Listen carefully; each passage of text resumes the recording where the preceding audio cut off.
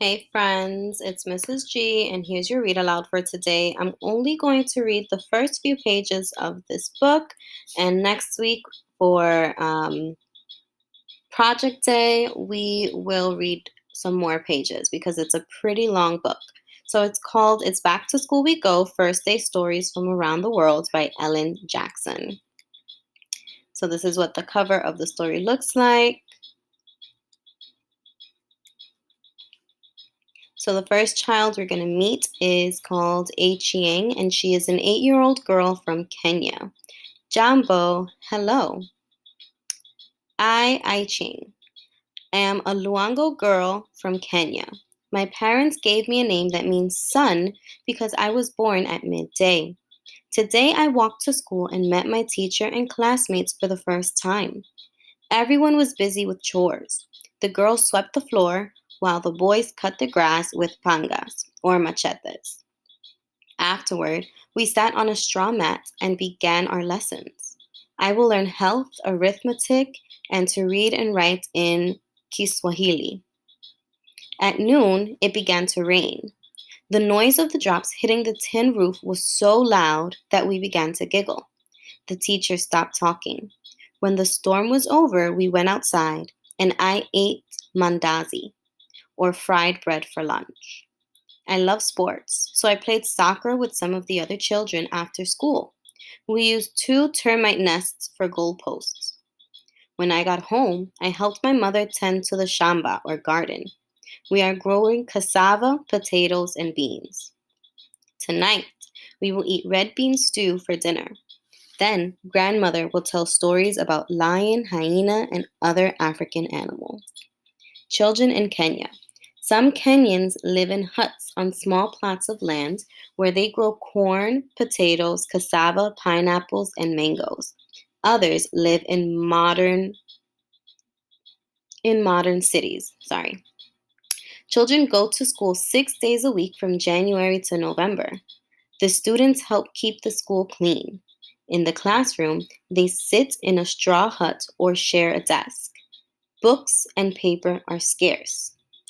Kenyans love to play soccer. They sometimes use a bundle of rags for a ball and a termite nest for a goalpost. They also enjoy basketball, volleyball, and a board game called mancala that is played with seeds or shells. Elephants, leopards, cheetahs, monkeys, lions, and zebras make their homes in Kenya. Kenyans enjoy telling stories about these animals. Anton, a 7-year-old boy from Kazakhstan. Salam alaikum. I send you greetings from Almaty, Kazakhstan, where I live with my mother, father, sister Marina, and Grom the dog.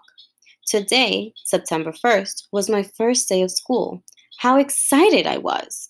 After a breakfast of yogurt, cakes, and tea, I got dressed, putting on my good jacket and my boots. My father presented me with a bag of candles, pencils, and sweets in honor of this important day. At school, I will learn to read and write in Kazakh and Russian. The main languages spoken is in Kazakhstan. I will also learn to use a computer. When it was time to go, the whole family walked to my new school, number 115. On the way, my mother gave me a coin to buy a bouquet of flowers at the bazaar for my new teacher. After we arrived, the opening celebrations began. The older children performed a dance, and one of the teachers gave a speech. Then a girl rang a bell. She had been chosen to carry a new child around the room for all the students to see. She picked me. Everyone laughed and applauded. I was very happy. Children in Kazakhstan. In Kazakhstan, the first day of school is a time of celebration. Each child brings flowers for the teacher. One new student is chosen to be carried around the room and introduced to the others. Children play in a racing game called Baiga. They also play Jabbersack, Burkender, or Sticky Tree Stump. A few children pretend to be trees. They squat down and try to touch others who run by. Boys enjoy wrestling, and everyone likes table tennis. A meal might include noodle soup, mutton, cabbage, and plov, which is made from raisins, prunes, or apples. Koibas, a boiled sheep's head, is often served on New Year's Day. Kazakh music is played on a dambra, a two-stringed instrument, but many young people also like rock and roll and alternative music. Kendi, a six-year-old Inuit boy from Nunavut, Canada. Asuijutili, my name is Kendi, and I live in the territory of Nunavut, Canada, a land of ice and snow. My mother made me a parka of caribou mitts for the cold weather, but today was sunny, so I wore jeans, a jacket, and a baseball cap. I went to my classroom and met Mr. Anowak, my new teacher. Then all of the students gathered on the tundra for a special outdoor picnic. The teachers built a fire and we roasted hot dogs, fish, and caribou meat. I like caribou the best, except for when it sticks in my teeth. Some of the children picked blueberries and blackberries and shared them with the rest of us. Later, we played an Inuit blanket game. A group of older children held a blanket and bounced the smaller ones by pulling the blanket tight. Each child tried to bounce the highest. My show off sister won the game. I will be in the first grade tomorrow when classes begin. I will learn Inuktitut and English, storytelling, science, and math. After school, my brother Stephen and I will hunt rabbits down by the river. Children in Nunavut, Canada. Inuit mothers make down-filled parkas, caribou mitts, and crocheted hats called naskas to keep their families warm in the winter.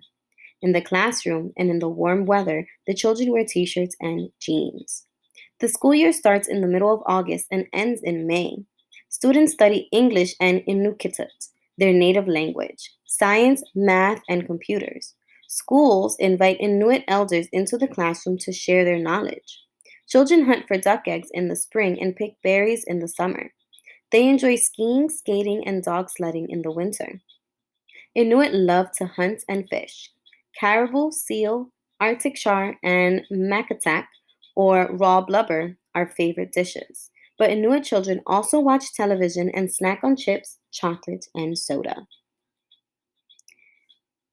Jessica, a 9-year-old girl from Australia. Good day, my name is Jessica, and I live in Sydney, Australia with my mom and dad. It is the first day of the new term, and I'm in year 4. That means I'm old enough to join the debating team and sing in the choir. After breakfast, I put on my school uniform, including a hat for the sun. I walked to school. Our class lined up in the yard. My new teacher, Mr. Elton, had us sit outside and make up some classroom rules. Brianna said she thought chewing gum shouldn't be allowed in the classroom, just as I blew a big bubble. The teacher read us a funny story about cow dung custard by a famous Australian writer. Then we worked in the school building doing some serious weed whacking.